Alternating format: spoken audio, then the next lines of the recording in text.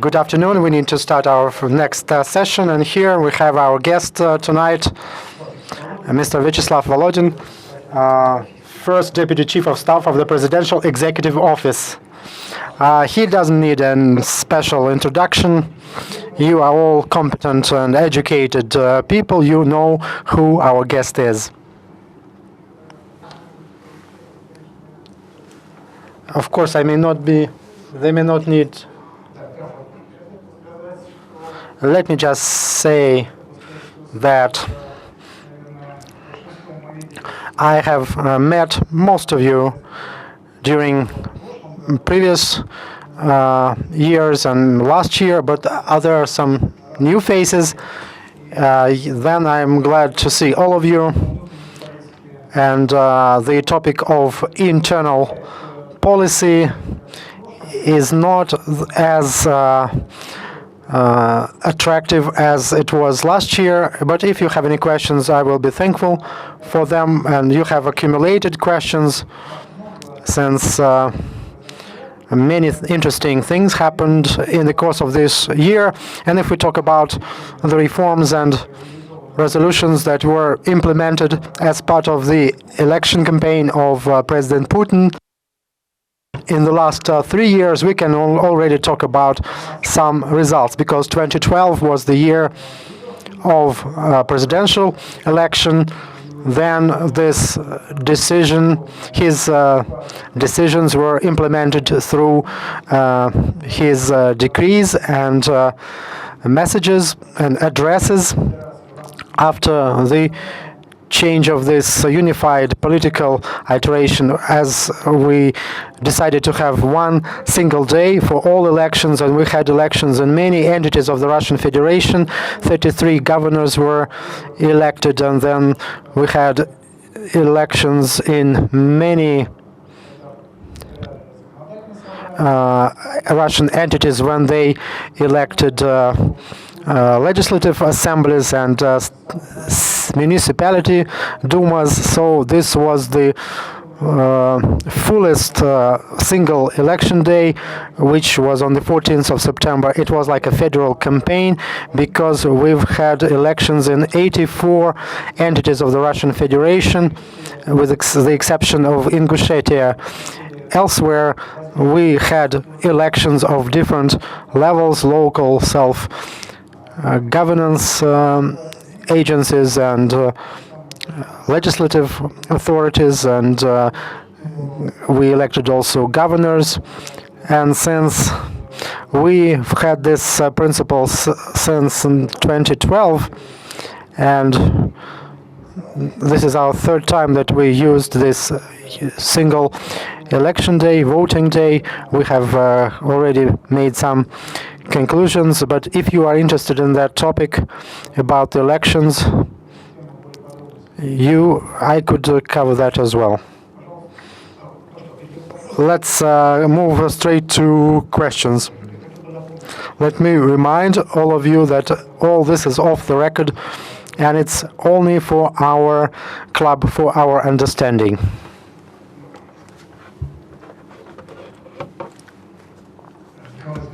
Nikolai Zlobin from the Center of Global Interests, Washington. Good afternoon.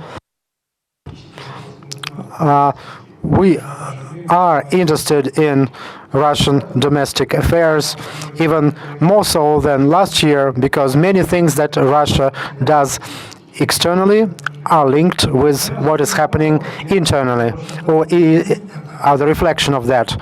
I have two questions, but I will only ask one. So at this point, we have discussed problems of domestic policy in Russia and the situation within the Russian elite and political class, and we discussed the Western sanctions with regards to that. A lot is being discussed about it in Washington, where I work, and one of the ideas that this is the attempt to destabilize Russian domestic political life, to set a schism among the elite, to bring contradictions between the president and his nearest circle. But here's my question.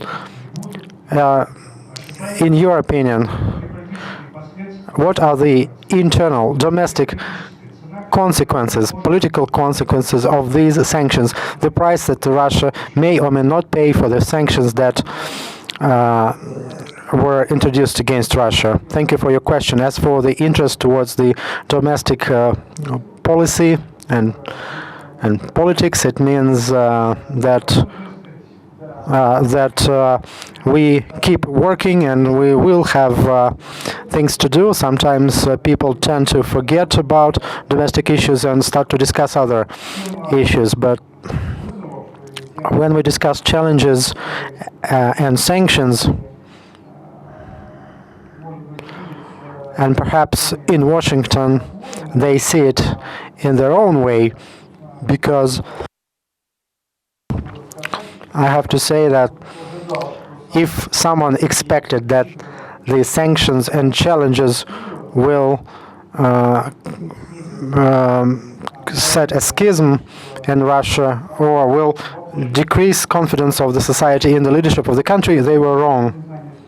Maybe they know little of Russian history, and you don't have to look too far back. 24 years ago, we remember how Washington and the West applauded to Mr. Gorbachev and supported his actions, but the people of Russia remember well what it led to: the disintegration of the country, impoverishment, deep economic crisis, and these consequences influenced lives of many Russians. And even now they continue to influence when the situation, when decisions are made. If we talk about 1990s, we remember that time, we remember what was happening in the country. This was the rule of oligarchs. They were trying to steal national riches, move them to the private pockets. Economic crisis, collapse of the economy, huge problems that our citizens had to deal with. Pensions and salaries were not paid. And back then, again, the West, foreign countries applauded those reforms and supported those reforms, and even though the elections were neither transparent nor legitimate in many situations. As a person who got elected at the municipal level back then in 1990s, and the elections in 1993, 1994, at the entity level, I can talk about that. And the election of 1995 to the State Duma, comparing even, they cannot even be compared with what we see today in terms of transparency as we discuss and analyze these topics. That's why when we talk about assessment of the country by foreign countries and their desire to scare us through sanctions, scare Russia, and the attacks that we see towards or against our president, the common people understand that quite well, and they can remember how the situation had been, and when everything was all right from the Western point, nobody complained, and the attacks against Putin are attacks against Russia. And we have experts on Russia in this auditorium, and some Russian political experts, and they might agree with me. Such behavior united the society even more about our head of state, and the support of Mr. Putin is unprecedented and is at the maximum level. There was a sociological survey conducted at the end of August, early September. 60,000 respondents in all entities of the Russian Federation, and 84.1% approved the activity of the president in Moscow, the capital of Russia. The figure was 85.6, even above the average for the country. 66% of citizens did not see any other candidate for presidency in 2018. This is the kind of unity I'm talking about.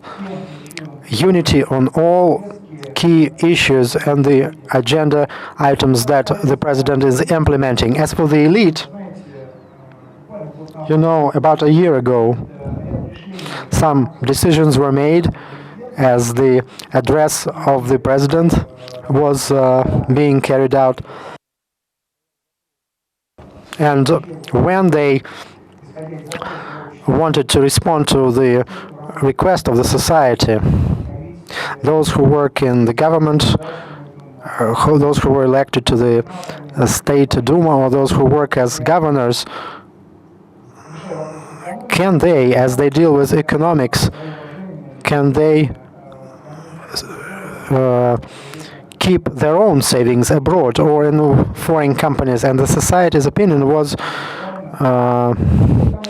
united. It would be good to trust your own economy and to keep their money in the Russian banks. If you are responsible for the development of the Russian banks and make state-level decisions, that's why both the officials and the Russian ruling elite, for more than 1 year, they made their decision. If they work for the government, if they understand that these limitations have to be there because without them there'll be no trust, so it's either you do business and then you can keep your money where you want and do business abroad. It's not banned. People had a choice. So when you talk about these attacks, they were totally in vain, because what was efficient and what worked efficiently in other countries where the ruling elite was so engulfed in other interests, and when they kept their own funds and money in other countries, and the criticism and the attacks, they reached their goal because this topic was viewed by those local societies in a problematic way.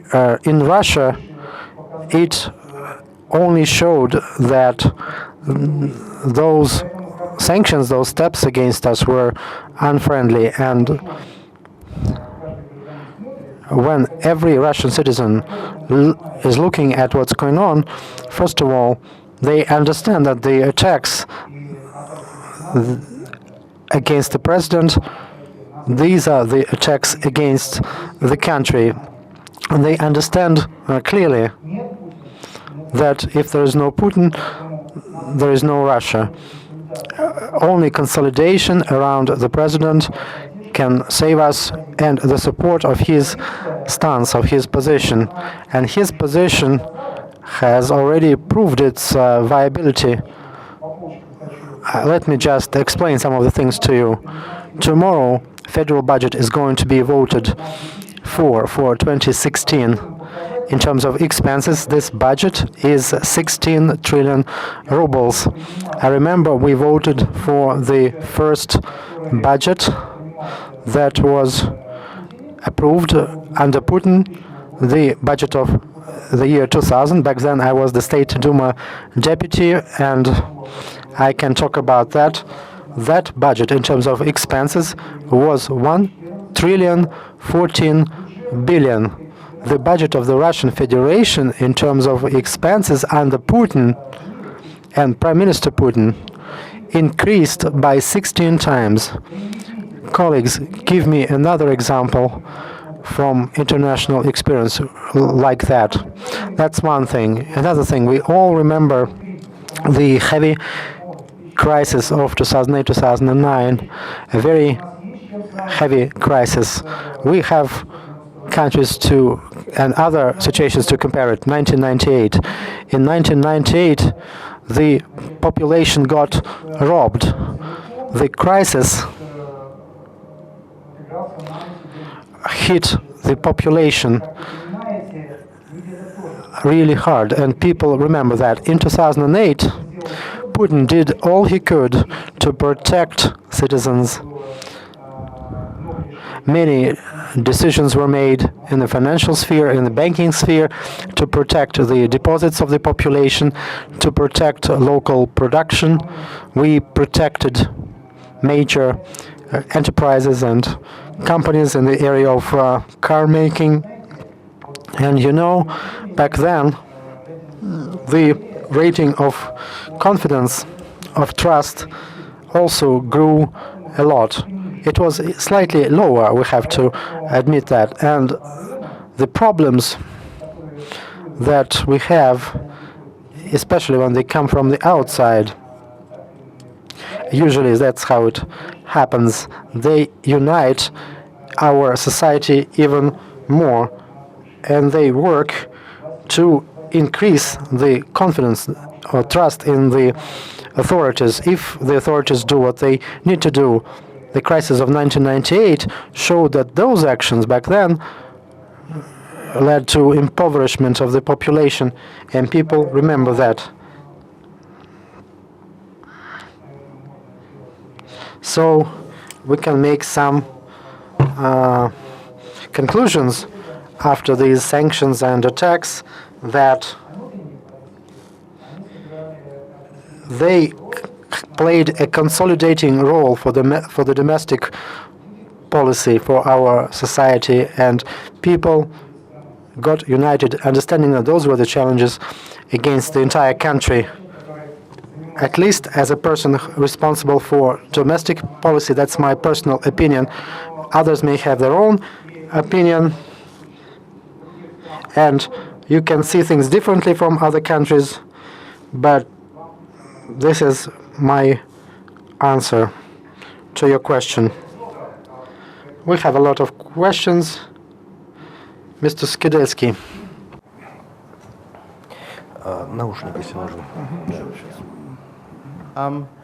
Yes, you talked about the elections in your opening remarks that were taking place.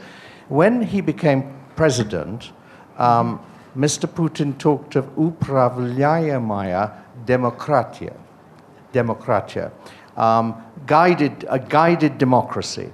Is that still the official view of Russian democracy, or was it regarded as a transitional stage to something more unguided, or is it regarded as something that is a Russian form of democracy, which is different from the Western form? I'd be most interested in your opinion on this. Знаете, конечно, хотелось бы... Yes, certainly. I would like to know your point of view. What you think about the Russian democracy? Is it closer to the European standards, or you think that this is really a guided democracy? I would debate that. Commenting on what President said would not be right for me. I'm not in the position to do that. Moreover, he said that several years ago.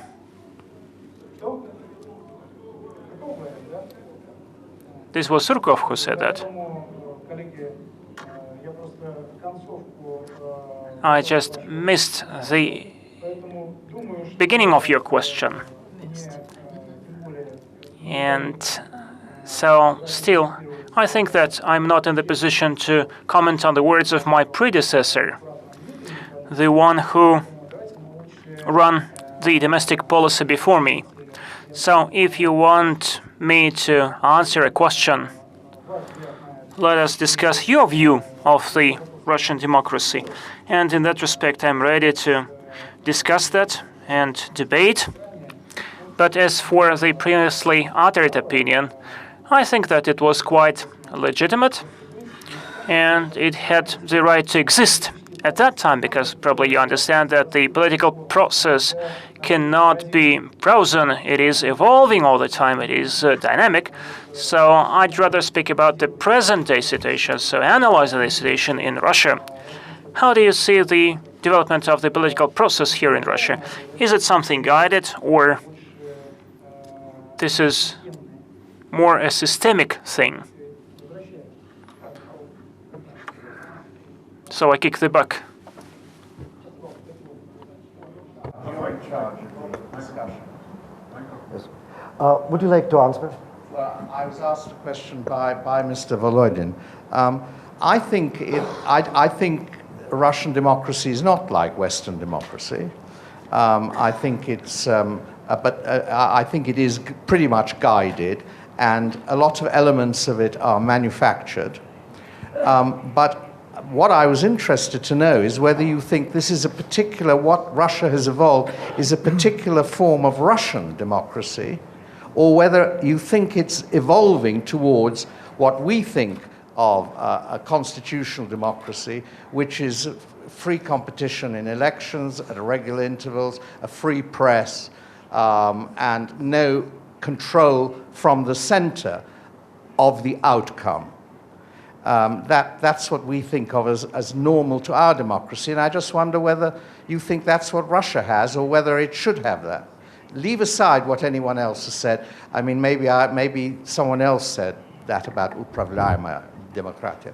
But I mean, so what's your view? I've given you my view. I don't think Russia is a Western democracy at the moment. Хорошо, я... Okay, let me then share my viewpoint. Because before I came to politics, for some time I studied Western democracies, and especially the democracy in the United States when I was head of the chair in Kaluga Civil Service Academy.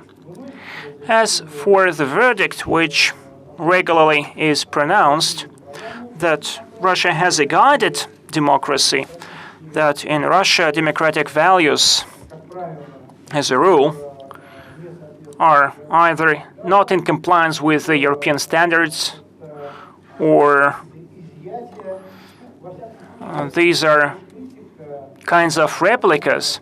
So it usually sounds as kind of criticism rather than discussion whether Russia complies with those standards and norms.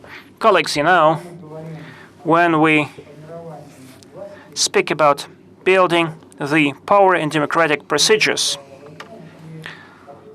let us answer the question. Russia, as a big, huge country with 125,000 municipalities, with numerous districts, with 85 members of the Russian Federation, how it builds its authorities? By means of direct elections, yes. We have direct elections. What about the federal authorities? We also have direct elections. How the president is elected? Also by direct vote. If we speak about the competition, this is about competition, or this is not a competition. In the previous elections, on the 14th of September, just a month ago, the competition during the governor's election was 3 candidates per 1 seat, and at maximum 9 candidates or applicants per seat.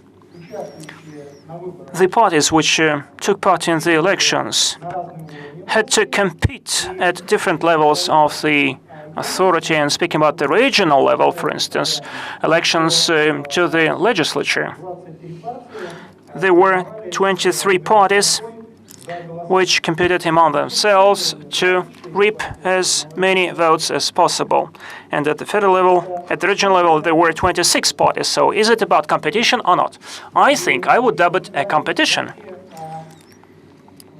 But if we speak about the elections in general, then proceeding from how competitive a candidate is, the elections would be either really democratic and competitive, or it would be about vote of confidence. For instance, if there is a sole candidate and he is trusted, he enjoys the trust of the population, then he would just be reinforced in his capacity. And for instance, when in 2010 there were elections in the United States, the governor's elections, and the competition was just 2 candidates per 1 seat. So tell me what standards are deemed to be a paragon. For instance, the mayor of Moscow last year was elected at a competitive basis, meaning that he had to compete with other candidates, and these were direct elections. And the mayor of Paris, I do not know, you know or not, was he elected by the people? Dear colleagues, this is a question. He was elected by 90 people. At least 90 people voted for him because he was elected by the MPs already elected at the municipal level. So this is a kind of an electoral college. And we have direct elections in the city with a population over 10 million people. And after that, we say that the Russian standards are not in compliance with European standards. Colleagues, in Europe, no governor, but probably 2 countries are elected by means of direct elections. And for instance, in Russia, for 2 years in a row, we have direct competitive elections of governors, and we overlook that. We tend to neglect that. Our national legislation has its own peculiarities, certainly, and that's true. But these peculiarities were replicated, for instance, the 5% threshold in terms of signatures collection. And we replicated that from the French legislation, from the French tradition, when in order to to run for president, you have to collect 5% signatures of the municipal MPs in order to be qualified for the elections. So that's good. We actually saw how your systems work, and we replicated most efficient things. So we have not invented them. We have not thumbsucked them. When we say that the regions determine the powers for the regional authorities, then certain powers have to be permanent, and the rest of them are flexible, are optional, meaning that part of the powers might be either delegated to the municipal authorities or might be enforced and implemented by the federal authorities. So this is an approach used in the United States, where the state would determine what actually could be delegated to the local authorities and what can be possessed by the federal authorities. And these are the states which actually define how to distribute the functions, and there is no single approach there. I think that there is a city manager, and usually an agreement would be signed with him, between him and the local authorities. I know that this really exists in Wyoming and in Colorado, in smaller cities. And there are direct elections too, but only in 30% of the cities, and there are other forms of governance. Dear colleagues, if we count the diversity of the elections, for instance, we have the elections at the level of the districts, regions, of settlements, at the level of cities, and we have direct elections. We have elections at the level of the members of the Russian Federation. We elect governors, and we elect the president of the Russian Federation. We do not have any electoral college. There is no party filter. And speaking about the party, we have 75 parties, and 69 of them are entitled to participate in the elections. If we take the structure of the State Duma, 53% belong to the United Russia, the party of the power, and the rest belongs to the opposition parties. And if you turn on the TV set tomorrow, you will hear how the budget is being discussed, and I'm sure that they will be voting. They will be voting. And in December, I will celebrate my 3rd anniversary of working in the executive office of the president. We will have a rare case when we all share common opinion.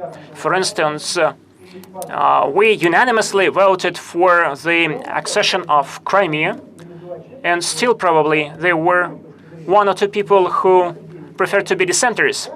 But 90-something% of members of parliament shared common opinion. And I'm not trying to exaggerate something, and I do not want to please to you, but let us speak about the standards. What standards we really have if the universal direct elections are deemed to be a paragon, are deemed to be somehow a standard, then this is what we have. If we say that certain positions are to be elected every 3 years, this is what we have. And Russia really opted for this way when, through competition, we have to tackle the problem of the quality of the authorities, quality of the power. Within 3 days of the unified voting process, no candidate was devoid of the election. If a candidate was registered, then he would not be devoid of his right. And let us speak about Gorny Altai. There was only 1 candidate who got 56-something% of votes, with the margin of 700 votes, and the run-up candidate was very close to him. And in Sakha-Yakutia, for instance, the candidate was quite young, and he decided to run for governor, and he used to be the Minister of Finance. He was vice president of Alrosa company. But this was his first attempt to become a politician, and he got 30-something%. But judging by the Western experience, it rarely happens that a newcomer, a rookie, would all of a sudden be elected governor of the state or president. He would be elected head of some big city. So it means that such a person, such a rookie man, has to have some experience, political experience, not just a wish to become a politician. And for instance, when we say that he got 30-something%, so when he gets second chance, he probably would be elected into the State Duma. But we know that Churchill used to lose the elections, and Mitterrand used to lose the elections, but they persisted and then eventually would win. And the opposition leaders in Russia would criticize the authorities, but they actually failed to win. They have to become the members of parliament, they have to become governors or presidents, but do you really want that a person from nowhere, person without any background, would deal with the questions which are clearly very important, very topical for you? I don't think so. I don't think that you would like such a person, for instance, if this guy is to become your mayor or your governor, if you don't know what his position in the life is. So if we stick to the European standards, then the way, the road in the politics is not a bed of roses. So if anyone wishes farewell or everything good to our opposition, so first of all, you have to advise them that this requires responsibility, this requires effort. Your agenda has to be more attractive. And naturally, your victory should be based on the trust from the population. Thank you. Colleagues, we have many more questions, so Sergei Shargunov. I'm Sergei Shargunov, editor-in-chief of Svobodная Pressa. I cannot but agree with you, really. The state enjoys great support today, and this is typical of all the parties, of the federal and parliamentary parties. And if we take the foreign policy, for instance, they all share common opinion there. But this is also typical of the non-systemic forces and factors. So after the accession of Crimea, can we focus some change in the political landscape? Will policy, for instance, change in terms of intellectual nature? And for instance, people who used to be non-systemic opposition leaders, they are now the anchors of the federal TV channels, where, for instance, they are editors-in-chief of some new newspapers. People who were dissenters and went in the streets with protests, now they go to Donbass to fight. So will the domestic policy in Russia reshape or reform? Well, I see one familiar face here. She quite recently was present at a meeting and asked a question, actually. This is your colleague. She is editor-in-chief of a newspaper. I do not know who you think of, but this is my hint. And she said that such a consolidation probably will result in the knots being tightened. And I told her that these are your dreams. You tend to threaten yourself. You create some nightmares. And you have to think about other things, about different things. After such consultation and after we now enjoy such an atmosphere of trust, we have to take advantage of that in order to bring the society together, in order to achieve the goals which are set by our society. Speaking about the domestic policy, we have 14 parties with factions in the regional parliaments, and there are many more such parties after the previous election campaign. Probably you could remember that we had 4 parliamentary parties, and now we have 10 more parties which have their offices or their factions in the regions. So it means that we, dear colleagues, have federal parties in the State Duma. We have 10 regional parties which are federal, but they have their factions or offices in the regions. And all in all, in the political landscape, you can find 70-something parties. And some parties would cease to exist. This is their right. We have such a big community of young and proactive people who decide to become politicians in order to for self-implementation. And once the election on the mixed basis was proposed, it will give more opportunities to new parties and to the people with active civic or civil position, because only through elections some parties would get more representatives in the authorities, and some parties will have their representatives elected through the party lists or ticket.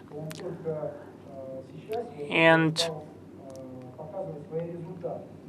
this approach only now revealed its results. So certainly people want to jump to power immediately, to be elected immediately, but this happens very seldom. And for instance, when we have a party system established, and if we take into consideration the public opinion polls, and this is an open knowledge, you know probably that actually you will need just 1% of signatures in order to set up a new party. And United Russia actually was elected in 14 regions, and also we have a Communist Party, we have Just Russia, and a Liberal Democratic Party. So it means that we have old-timers among the parties. But I would like to stress that still we have 3 opposition parties in the parliament, and these 3 opposition parties, when certain resolutions are discussed, probably they may act and sound as a single voice against united Russia, but this is very seldom that they prefer to be united. They split in their opinion, and we have to proceed from the fact that this is Mr. Putin's policy in the area of the domestic policy. Putin stands for multi-party system, for direct communication. And for instance, when I was member of State Duma, there was a faction which took a quite principled and no-nonsense position on many issues. I can tell you that Mr. Putin stood always for keeping this balanced system, which seemed to be more stable, but at the same time,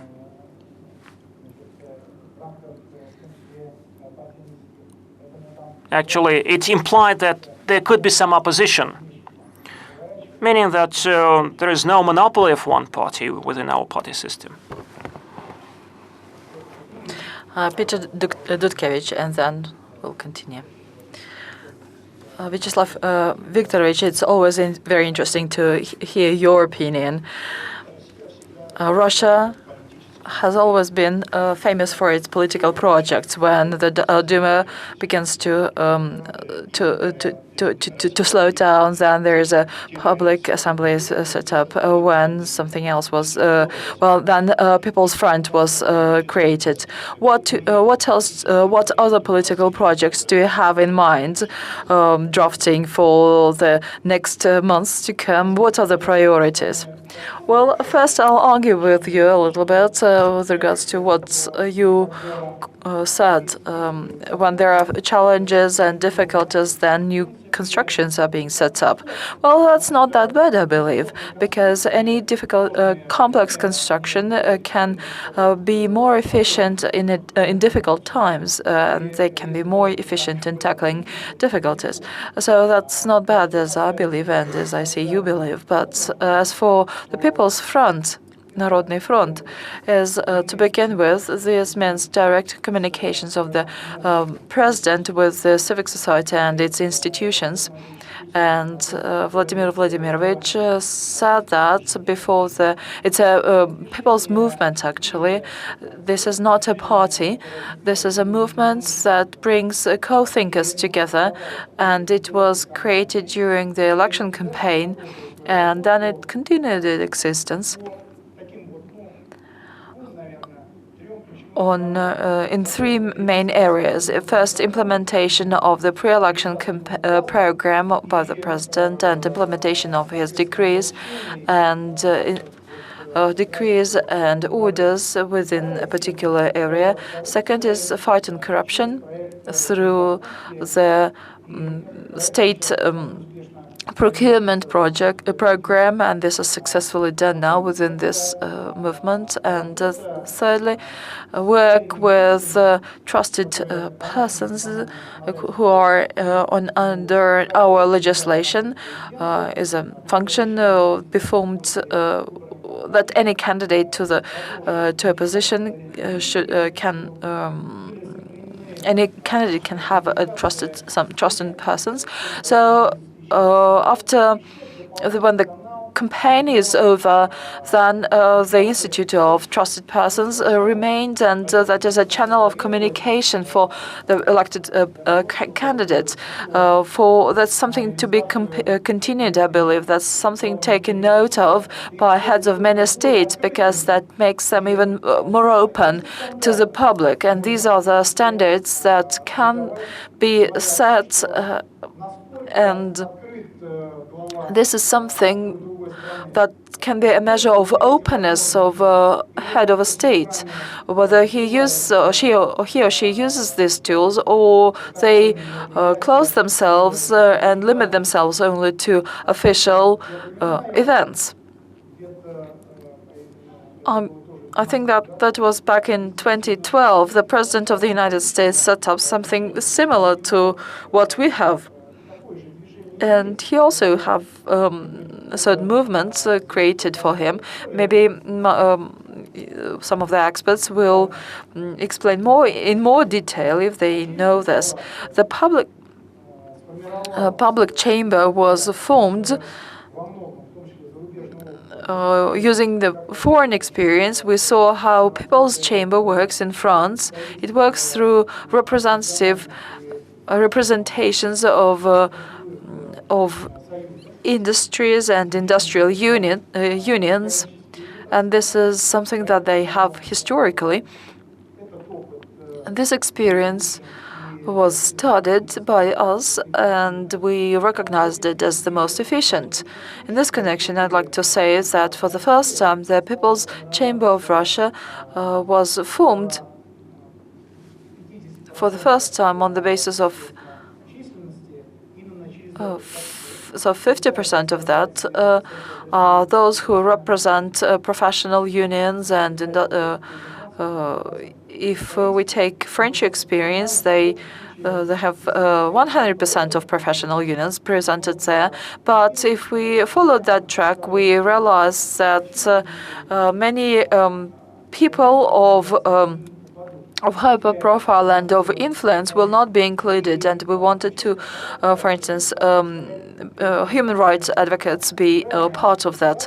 We are a federal state by our organization, and it was important for us to ensure representation of regional chambers that elect their members to the federal chamber.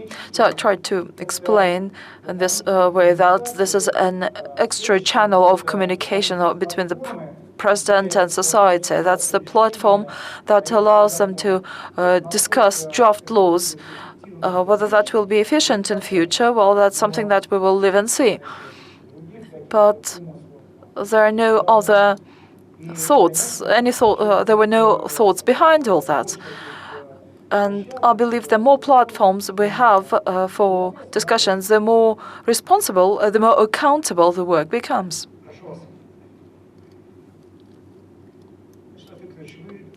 Vyacheslav Viktorovich, you said already about mentioned personal attack on the president, and you mentioned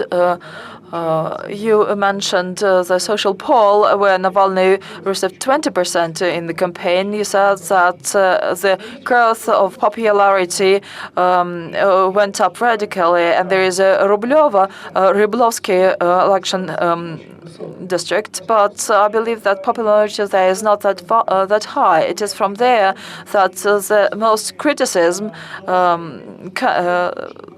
mainly critical voices come. Well, it's them who say that it's better to live without sanctions and to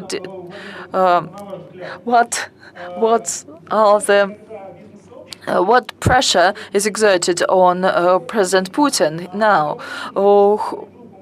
On what social groups will he lean in his reform? For instance, during the social reform and pension reform, many social groups, for instance, elites in the provinces become very anxious. And well, I'd like to say, underline once again, that the executive office of the president is actually the executive office of President Putin. The question that you address me should be addressed to President directly, I believe. I don't try to avoid answering your question, but I believe that to be right if he answers directly to your question. As for the Rublyova electoral district, then, well, frankly speaking, I think that we need to think about the liberal reform launched by President Putin was something that none of his predecessors managed. And all those whom you called capable of disagreeing with the president actually became the way they are now through his reform. It is only through his stand and support of the real sector of economy where many of our businessmen work actually saved them. Otherwise, it would have been very difficult for them to work. So we should keep in mind the interests of the national interests of the people of the country, and the president works along this line and makes decisions with account of these interests. As for opinion of a private person, even a very respectable businessman, that's still his private opinion. I can speculate on that as a political analyst, but well, that's true. In 1990, private banks were saved through the efforts of population, at the sake of populations, but then later we saved the economy of the country, and well, we saved. Managed to save all, but we did that for the sake of the country. Well, either you're with your country, with your people, or you're with the assets that you have somewhere present. If you have a strong country, then everything will be fine with your country and with you. If you live here, if you think, if you want to live here and to work here and to educate your children here, then that's one thing. But if you do not associate your future with this country, then the situation is quite different. And this, these sentiments that you voiced are quite clear for me.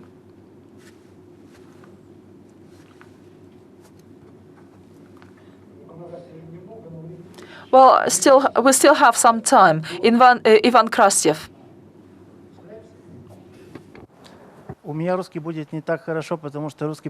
My Russian will not be that good because of my extraordinary position. You have a very high level of popular support, and also you have a high level of politicization of the population. I have been also reading the public opinion polls. People are watching news on television. People are getting information and so on. Do you believe that this high level of politicization can become a risk in a mid-term and short term? Secondly, when you have this wave of protests around the world, I'm very much interested, it's not about Russia. How we are reading this? How we are interpreting the fact that in the last 5 years, in more than 70 countries, you have a mass political protests?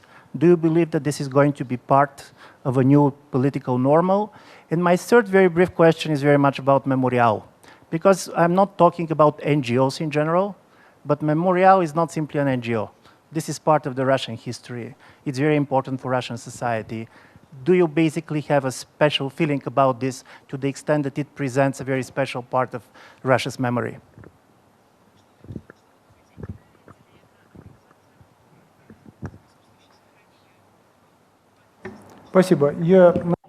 Thank you very much, and I'll start with the end. Actually, quite a few days ago, we discussed that issue with Human Rights Ombudsman Alla Panfilova. Speaking about Memorial, we should exclude some political aspects right away.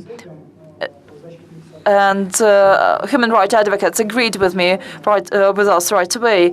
The recommendations that were made towards to Memorial as an NGO by Ministry of Justice were done as to where there were just recommendations to introduce some amendments to their charter. Well, let's stand from the positions that laws should be observed by be that minister or deputy or an NGO. If a ministry is popular, he still should observe rules. If that is an NGO that preserves the historic memory, then they should observe the law as well. We are building a rule of law state, and we do a lot in this direction. Four governors over the past few years, two of whom were fired, were relieved of their office. Why? By the president. Why? Because they breached law, and several deputies had to leave the parliament again, and some criminal cases were filed against deputies. Why? If that is relevant only for those who are in power and that is not relevant for those who are not in power, well, that should be part of life of everyone, no matter what office you take. As for the protest movement abroad, as far as I know, you'll meet with Sergei Lavrov. That's definitely his piece of cake. He is a professional in this sphere, and I believe that it's better to address this question to him. As for protest movements and oppositional agenda in the country, the presidential point of view was expressed openly more than once. We have all possibilities to state all kinds of points of view, be that of opposition or of the ruling party, and that can be done through various fora. Participate in elections, speak overtly, and promote your ideas within the existing institutions at the local level, municipal level, or federal level. There are possibilities for that. When protest movement, non-systemic opposition is encouraged, then I believe here all countries should be unanimous in their position, because this does not agree with any principles of democracy. Go to people, to speak with them, get elected. Well, but if you want to tear down the elected leaders, then we'll see what it comes to. Michael Delagin. To Vyacheslav Viktorovich, in the social economic situation, it is degenerating, not because of sanctions or price on oil. That happened before that. The main budget priority is to freeze money in the budget with turning against those countries that are against Russian. Now, Russia has to pay for financial stability of the United States, as one of the participants said, that currently we see more financing and destruction of what is operational, is functional. I'm very happy that the incumbent president's rating is higher than that of Mr. Gorbachev back in the late 1980s. But the worsening of the social situation can undermine any perfect rating. We had that first. Opposition movements when in Ufal, Rede, and in Saratov on the emergency service.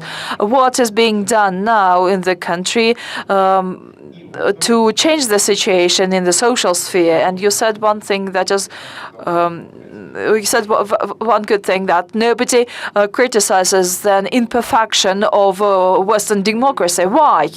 Well, that's the way we were brought up. I think we ask more of ourselves than looking at others. That's our peculiarity, I believe.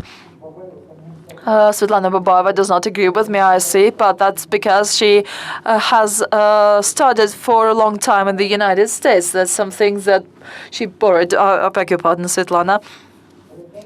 Well, speaking about economy and social sphere, well, as for internal policy and the upheavals and or dissatisfaction of emergency medical workers, well, that's to my understanding, Igor Shuvalov will meet with you. And so, colleagues, again, that's a question that should be directed to him. The general staff rules of behavior, they should be observed. Will they answer our questions? Well, that's a different thing.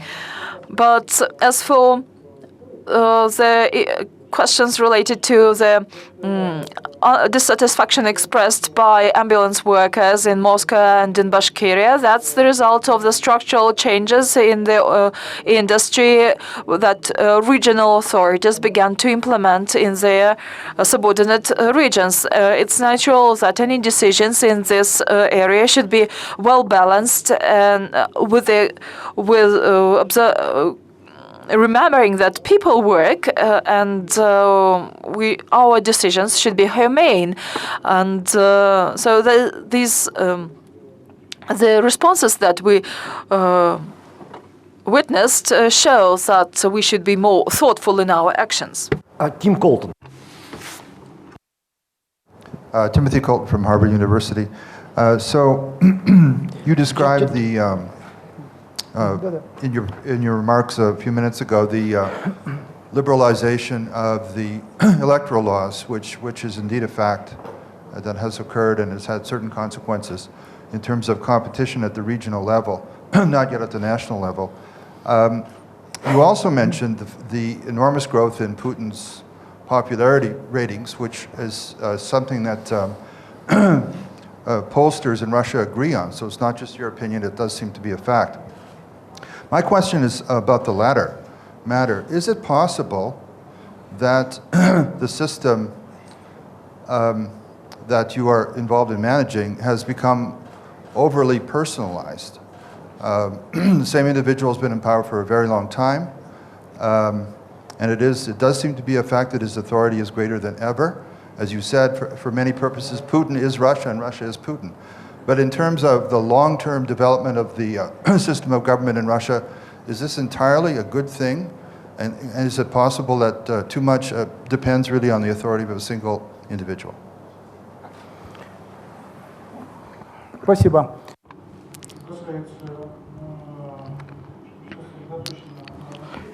Everything is focused on one person. Well, Putin is the head of our state, but we also have the parliament and the Council of the Federation, the government of the Russian Federation. We have governors, legislative assemblies, mayors of cities, and believe me, since 1990 until 1994, I had worked in a local self-governance body since 1994 until 1996 in the Legislative Assembly of my region in Saratov, then in the executive authorities there, then was elected to the State Duma. And yesterday, my fourth year working for the government ended, and the work that we have, and there are all sorts of mandates that each of these bodies has, and much depends on how efficient you are. When you work on the municipal level, you don't think that you need to get approval from the president or from Moscow. Believe me, on the level of entities in the executive authorities, there is more communication with the federal authorities, Ministry of Economics, Ministry of Finances, other industrial ministries. They have some joint projects with regions. But again, it's not the president's affairs. President may have communication with governors discussing some key issues that he cannot resolve within the framework of his mandate. You hear about it from critics or political analysts. Yes, of course, there are topics that the president is responsible for and is responding to. When you say the system itself is not working, would be incorrect. The State Duma, the parliament, passes the law and nobody does it for it. Yes, we have the pro-president party, but as they communicate with that party, headed by chairman of the government, and there are always discussions, hot debates, and the law introduced by the government itself is being discussed and is being changed eventually. It means that even within the ruling elite that has the majority, these topics are discussed and the system is alive, it's breathing.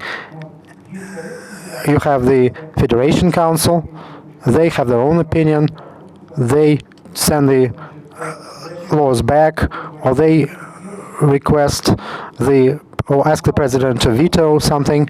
Heads of the regions agree with the government, and elsewhere they disagree, and there is always a dialogue. The system of state governance is working, and daily it gives answers to people to their problems. When you say it's not working, it would be incorrect. And people come to the elections. When we talk about the elections, for the governor election, the average turnout was 46%. That's higher than any European norms. For the Legislative Assembly, about 40%. That's quite high as well. Self-governance, local self-governments, the turnout is not so big, but that was a specific thing for this election campaign. For example, my favorite rector from the High School of Economics, he is present here, Mr. Kuzmenkov. He has an experience of being elected to the Moscow Municipal Duma under quite tough competition, and even though he has some significant background and position in society, he had to walk through all the yards of Moscow for his constituency, and if he were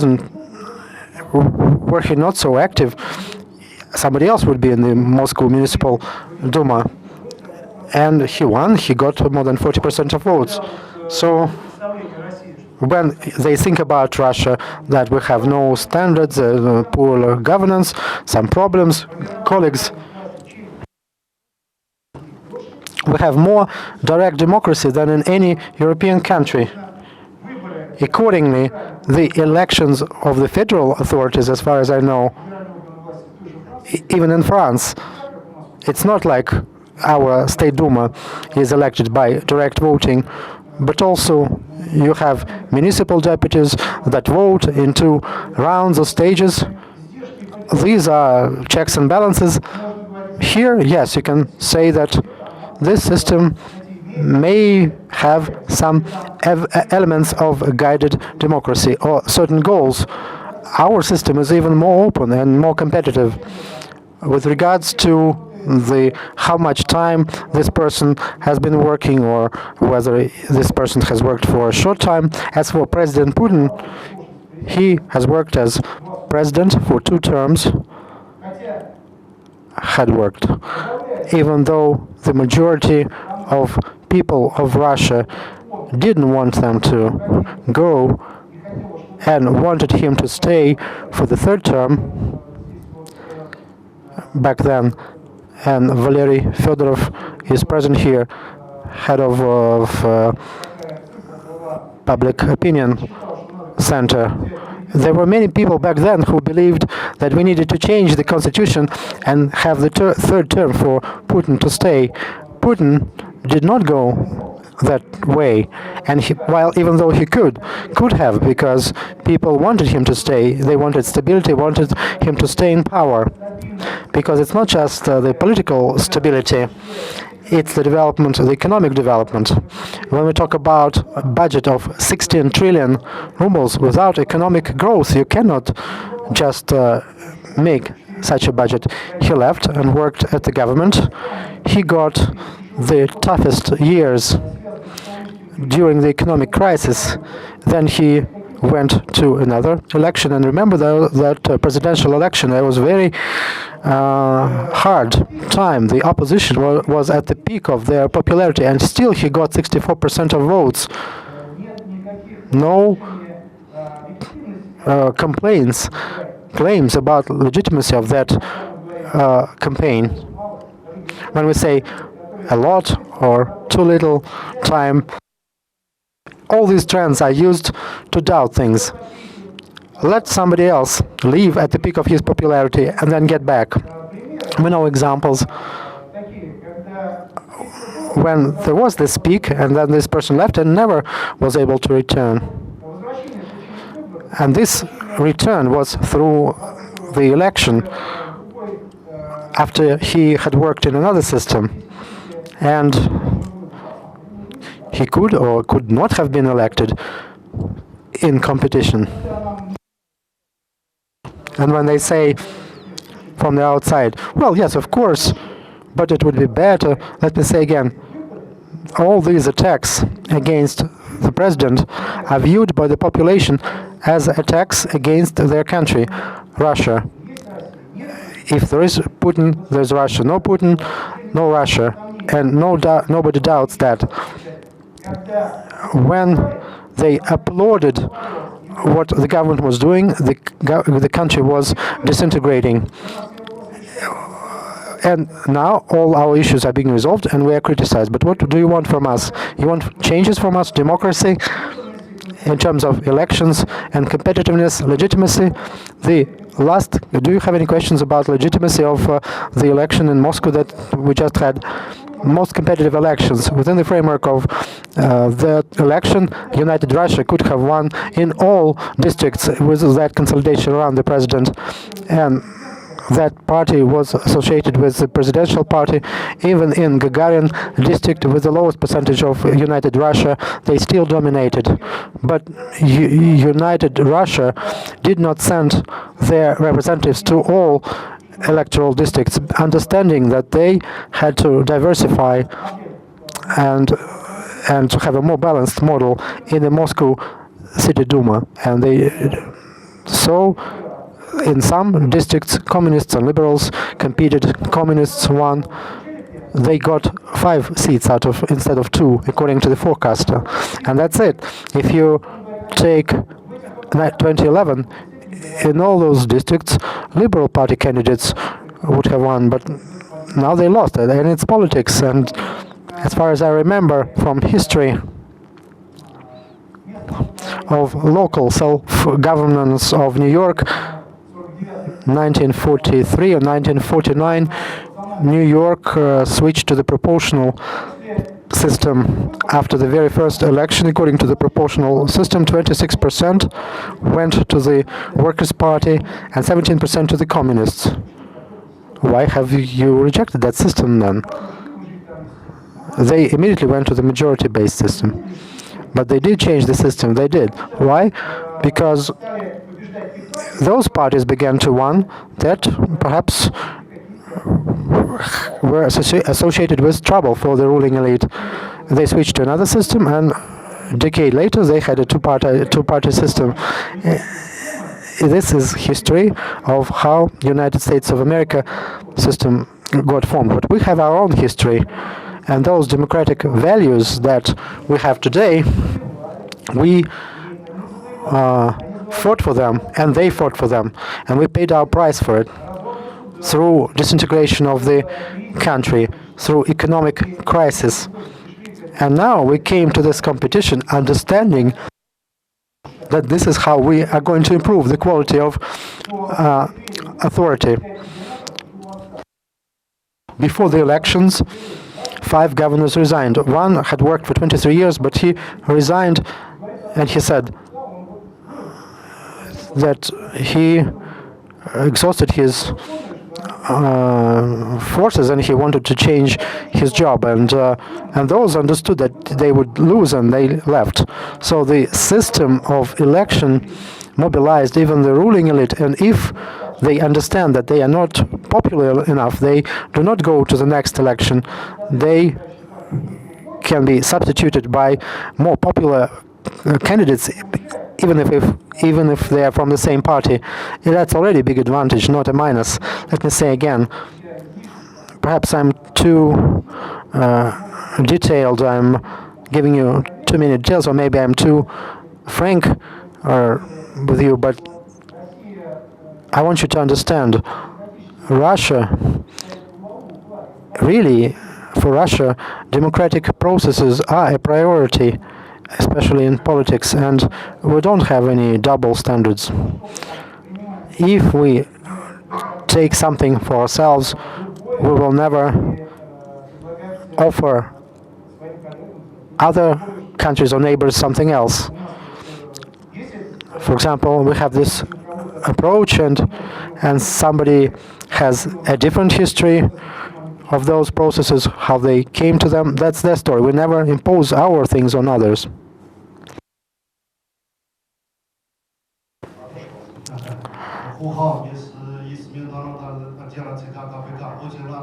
From the International Department of Central Department of the Communist Party of China.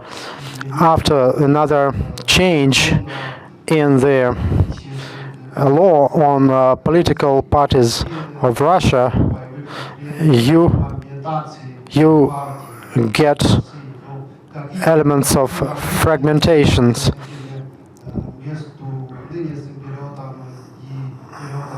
What is the difference between the party system now and during Yeltsin's time? The law on political parties was passed in 2003. Before Putin, we had no political parties per se. The political structuring began after the law was passed in 2003. Before that, we had public and political associations or unions. So 11 years passed since we began to form a truly system of parties as parties.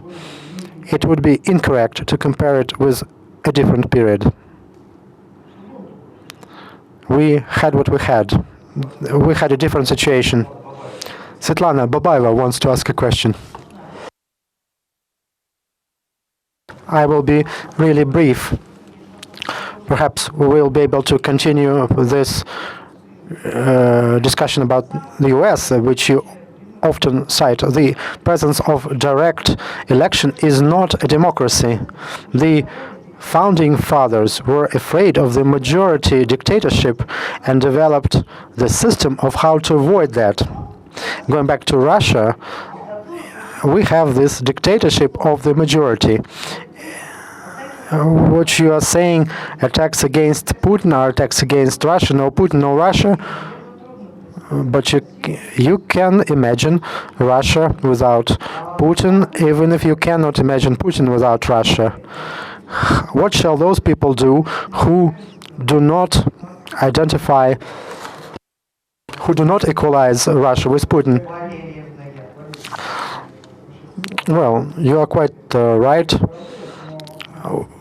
But when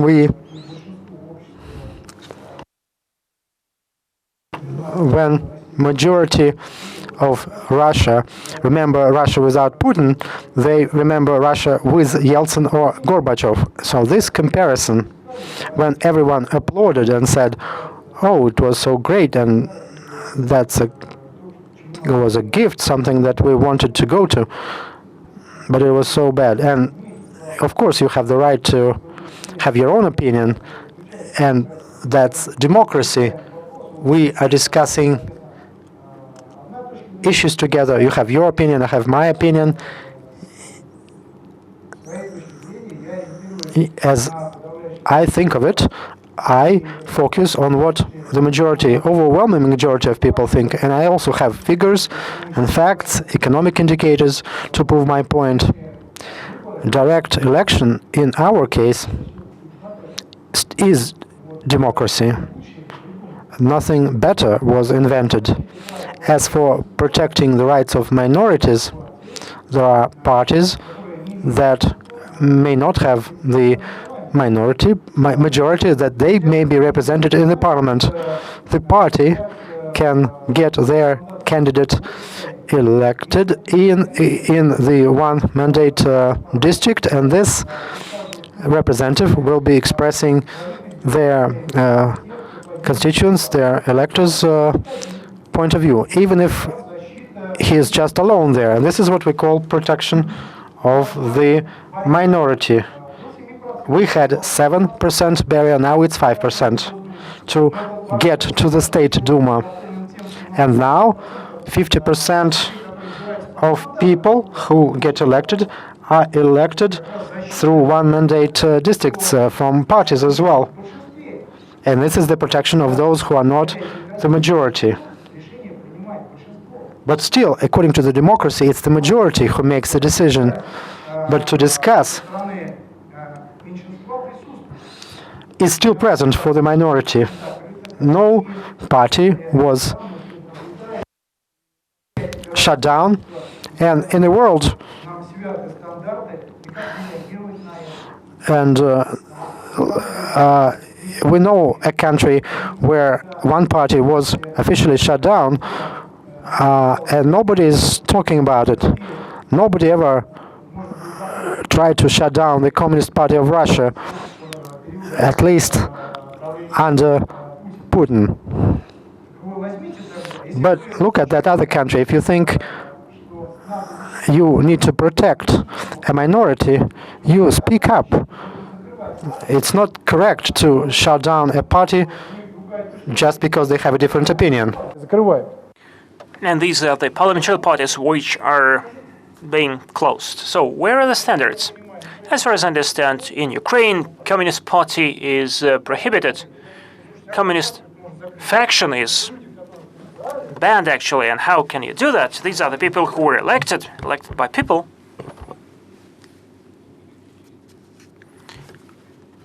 You have to have some number of supporters. So if you lack the supporters, this is the end of the party. But if actually we speak about European standards, do all the countries have to comply with the standards, or just one country has to comply with the standards? And Ms. Babaeva has to know that, because it will actually transform her impression of the world.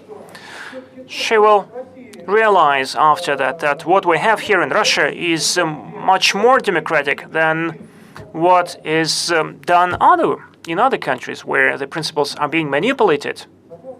Do you agree with me, Ms. Babaeva? This is the case where we stick to our own opinions, but still that's democracy. This is why we need the communication process. Therefore, when we speak about the civic chamber, these are the institutes, or institutions rather, and this is not our first meeting, this is not our first discussion. Перейду до более жесткой политики. So let us speak about a tougher policy. During the Ukrainian crisis, Russia and President Putin decided to actually support new Russia rather cautiously. But this is why the West decided to introduce sanctions, and the insurgents, the self-defense troops in new Russia demanded more support from Russia. And even in Russia, people actually called for better and more support for Donetsk and Lugansk People's Republics. Why do you think President Putin decided to support new Russia this way? Actually, I'm responsible only for the domestic policy, not for the foreign policy. Dear colleagues, I do remember that I caused dissatisfaction of some of you when last year I actually was off the schedule, so 5 minutes left. And after that, so guided by the democratic principles, so let us decide what way we have to choose. You have some other items on the agenda. Well, usually the feeding of the cattle here has set on schedule, but if colleagues do not mind, we will get some of your time for several minutes more. So do not try to appease to me. Look into the eyes of our colleagues. So they have other plans for the evening. Well, colleagues, if we stay here for 30 minutes more. So, okay. Mr. Volodin, that's the democracy. Well, Ms. Babaeva, do we have to agree with the majority? Well, Ms. Babaeva suggests that we stay here for 15 minutes more. Okay, we'll take into consideration the opinion of the minority. So there is a quite simple solution.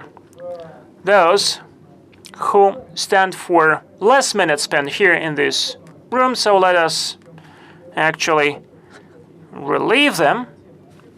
And those who want to stay, let them stay. And those who want to go, let them go. I think that this is most appropriate approach in politics too. You see, here we see give and take process and consensus. Spiritual beauty of consensus. So let us continue with the questions. 1 minute. I confess my expertise is foreign policy, so I apologize in advance if my question is not well-founded. But my question is this. Isn't one of the main principal differences between Russian democracy and that which we find in the EU or North America the unusually close and intimate relationship between power and money? The presence of state officials on the boards of banks, state corporations, the extraordinary wealth and rewards given to those who direct state companies, their proximity to the real centers of power at the very highest level, and the multiple and not always transparent relationship between these entities. If I am correct that this is a distinguishing feature of Russia, I am sure there is a justification for it, and I would be grateful to know what it is. Thank you.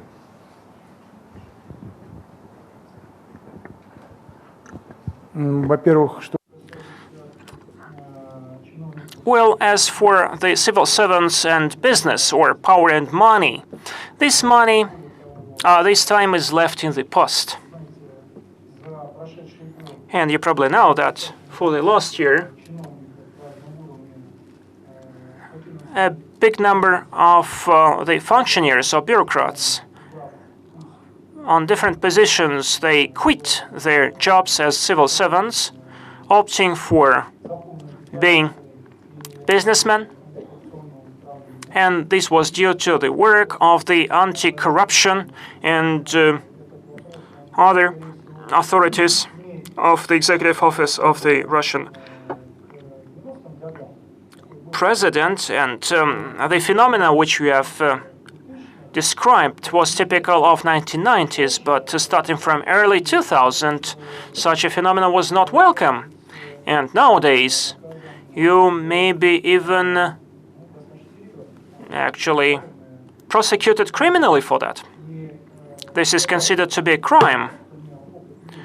And I have an experience of being a businessman. This was at the end of 1990s, and I had to sell my shares. I actually indicated this revenue in my tax return. I paid the taxes, and now I am sleeping quite well. And many of my colleagues who have certain experience of working as a businessman, of acting as a businessman, they did the same thing when they wanted to go into politics. And I don't think that we have major differences in that respect. But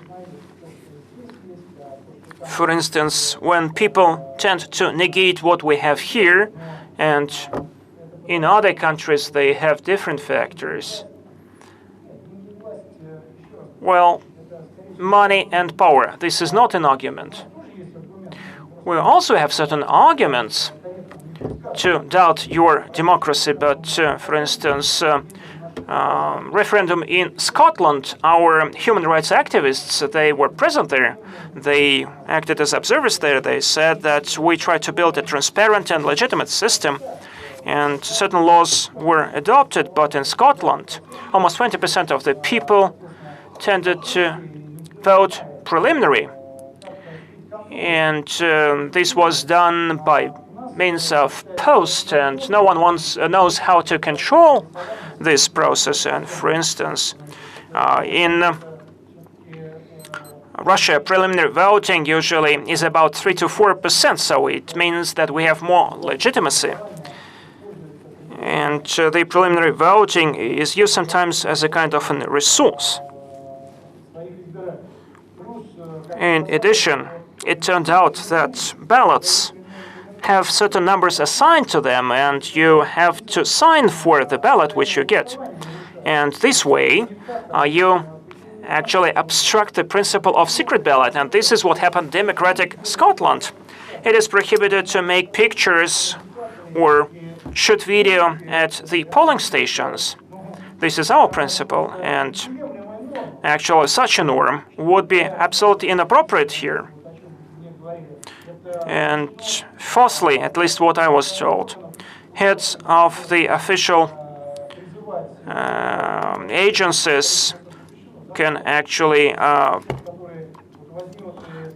call for certain decisions, and a person here in Russia who abuses of his power, he would be criminalized for that, he would be prosecuted for that if he calls in favor of certain actions of certain candidates. So if we take specific principles, specific approaches, and compare that, then everything would be evident. It would be more transparent. No one would doubt that Russian democratic system is very much democratic and very much transparent.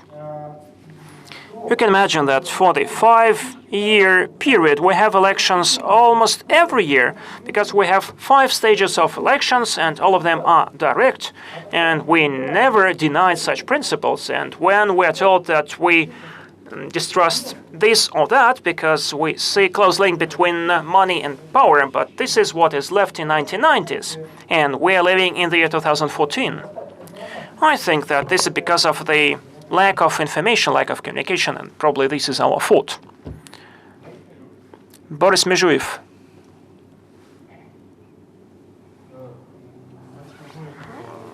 Boris Mezhuev from Izvestia newspaper. Mr. Volodin, you said that we have direct elections everywhere at all the levels.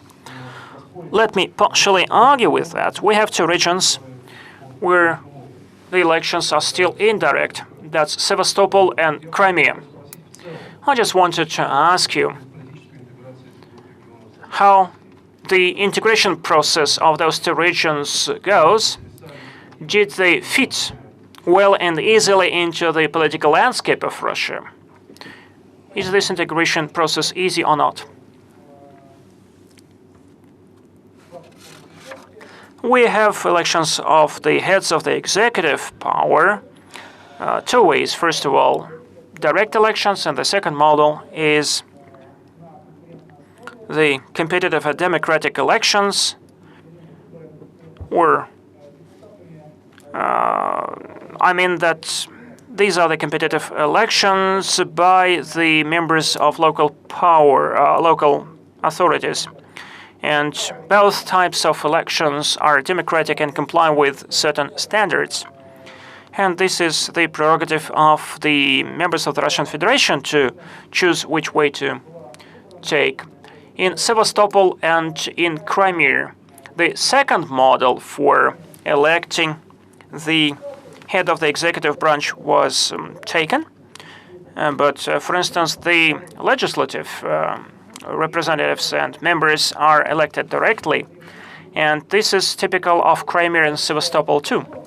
As for the type of the election of the head of the member of the Russian Federation, this is actually decision taken by the member of the Russian Federation or the subject of the Russian Federation, whether it is done by people directly or by the legislative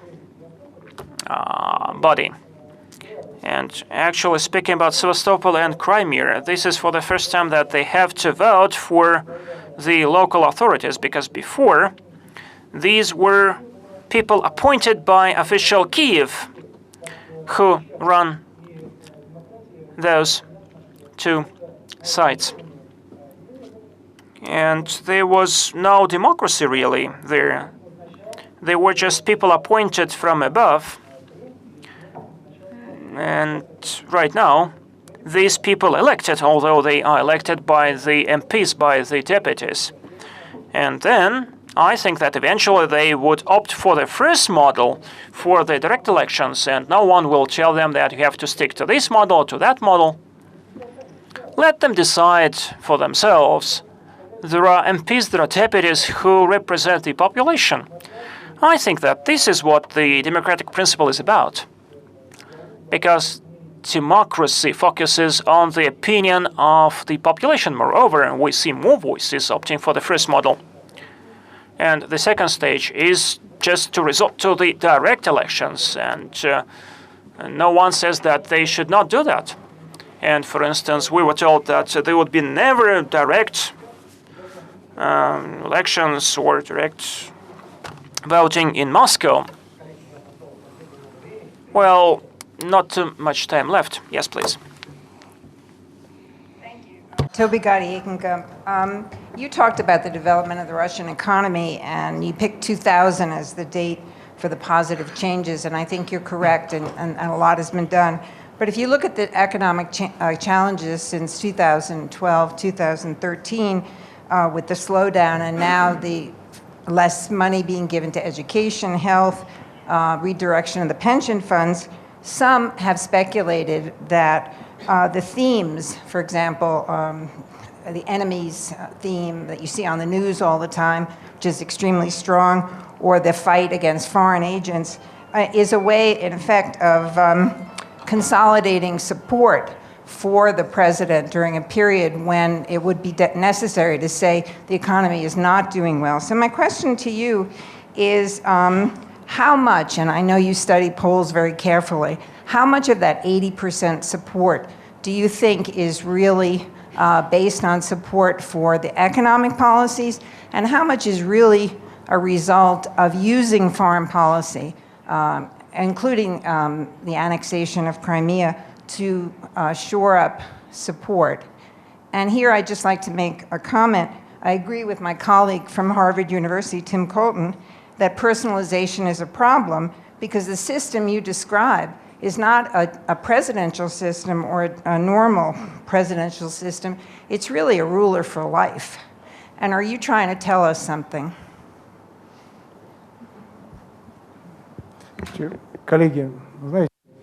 Dear colleagues, as for your estimates,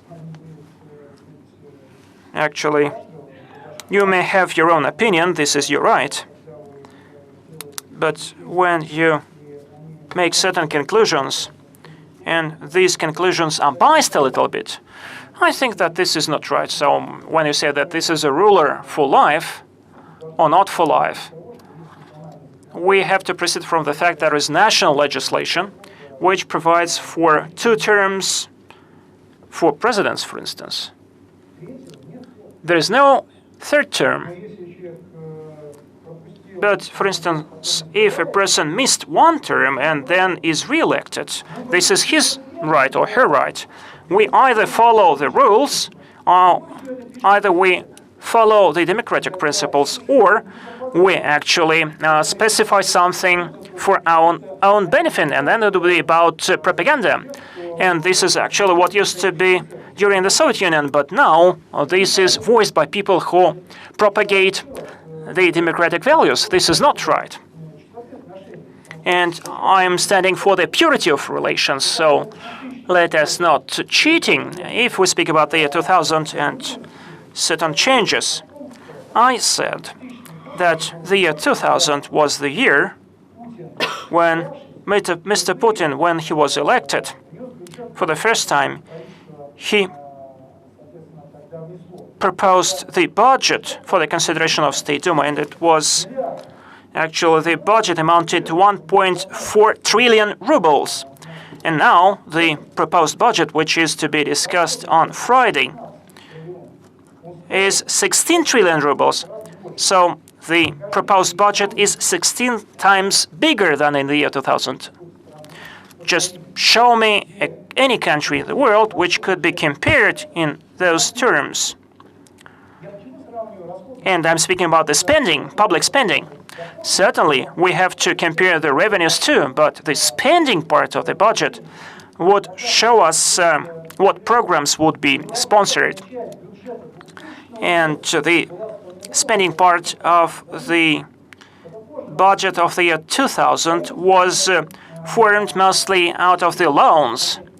It was borrowed money, but if we take the current budget, we don't have too many loans there, too much borrowed money there. Until the year 2006, we had enormous debts.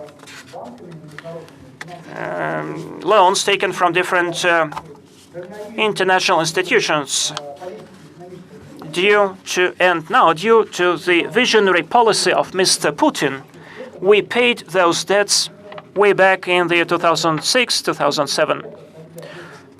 Had we not done that at that time, the interest rates and servicing costs of the international debts would actually reduce our budget to zero.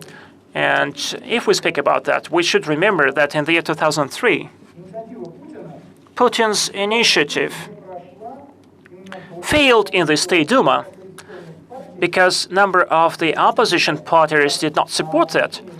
I mean the increase of the importing duties and the increase of the MET, mineral extraction tax.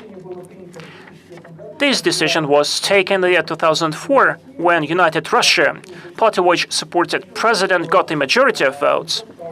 And after that, the budget revenues became bigger and more taxes were collected, and those decisions were pegged to the petroleum prices. After that, the excess revenues were pocketed by the owners of the petroleum business.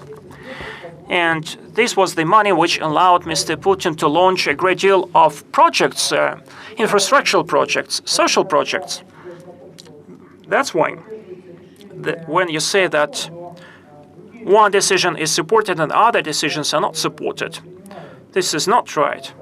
Dear colleagues, this is not how a politician would be treated. If people support a politician, then he would be supported for his approaches in all the spheres, both in economics and in politics.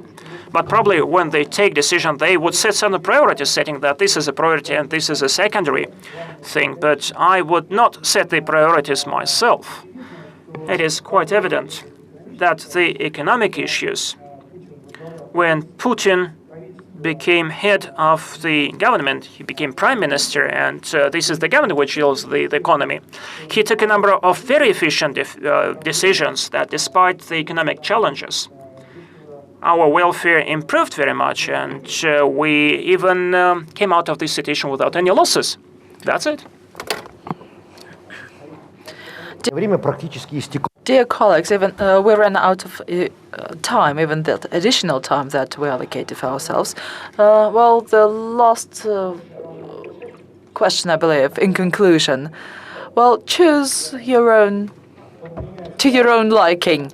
Well, I will not substitute you with me. Just.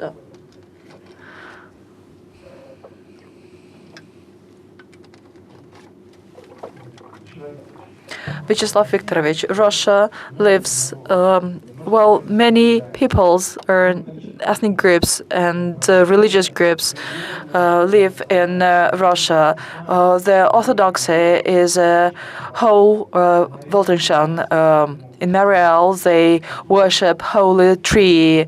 The culture of Saha-Yakutia is different from that of in the Northern Caucasus. We have Islam in our country as well. How would you define the modus that brings us together? We should have something of a grandeur that would bring us together, something of common. What would be the ideological unity that will bring us together? Well, as for moduses, Mr. Perhanov, that's something that is your priority, but I would say that not a single ethnic group has ever been put in reservation in ghetto in Russian. That's what makes us strong, I believe. And how that can be called, well, modus, as you call it, or ideology, or this is our strength. it makes us stronger in the times of peril, and when we are facing challenges. Those who try to dictate something from outside should take time to understand that we have many ethnic groups. We have at least 4 major denominations, religion denominations. We have cultures that are peculiar to small peoples, and we take this into account. We are a country with we differ from the countries that identify themselves with one culture, but we respect our cultural background, multi-denominational background, and if that is respected by others, then that will be seen. And it has never been possible for those who see us from outside to put us on their knees. Thank you very much. Well, thank you, and I apologize if somebody was missed out of the questioning line.